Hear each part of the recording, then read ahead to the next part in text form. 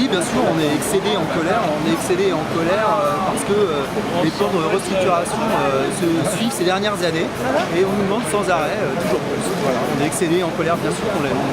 Qu'est-ce que vous comptez faire aujourd'hui? Alors aujourd'hui, on est là parce qu'on demande au gouvernement de prendre ses responsabilités. Donc on est venu à côté de l'Assemblée nationale. On aurait bien aimé être devant, mais on nous interdit d'être devant la grille de l'Assemblée nationale. Bien simplement pour que le gouvernement prenne sa part de responsabilité dans le dossier. Ils ont voté récemment au conseil d'administration le plan de suppression d'emplois, des 2900 suppressions d'emplois. Il est temps aujourd'hui que le gouvernement nous donne les moyens de nous en sortir. Parce qu'il y a quand même un paradoxe. Voter des suppressions d'emplois, aujourd'hui il faut quand même qu'ils gèlent, on va dire au moins qu'on baisse les taxes aéroportuaires pour qu'on puisse s'en sortir, qu'on arrête de donner du droit de trafic aux compagnies du Qatar. Voilà ce qu'on demande au gouvernement aujourd'hui.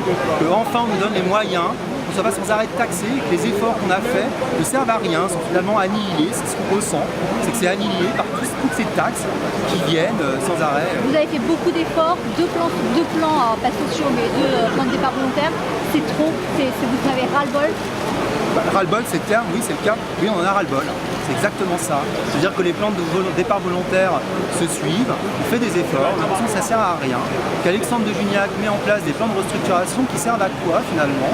Eh bien, à supprimer des emplois à Air France, avec peut-être, au bout du compte, ce que souhaite Alexandre de Juniac, c'est développer on va dire des emplois, mais pour des entreprises low cost. C'est ce qui se passe aujourd'hui. C'est-à-dire qu'on a peur pour nos emplois à Air France, parce que la volonté d'Alexandre de Juniac, c'est celle-ci.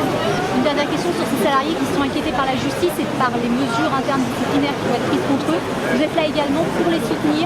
Bien sûr qu'on est là pour les soutenir. De toute façon, ça fait partie, on va dire, du travail du délégué du personnel.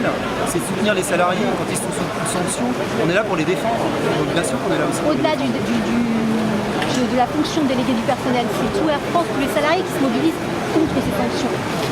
Alors écoutez, je ne sais pas si c'est tous les salariés qui se mobilisent contre ces sanctions. Aujourd'hui, c'est l'un des mots d'ordre. En tout cas, bien sûr, oui, c'est l'un des mots d'ordre, bien sûr. Est-ce que vous pouvez me dire, monter un petit peu plus justement là-dessus? En quoi vous pensez justement les soutenir? Écoutez, je pense que, encore une fois, il y a deux sujets. Il y a le sujet de la justice, où on a eu quand même un espèce de raout médiatique énorme, qui nous a choqués, nous, en tant que personnel, en tant que délégué du personnel.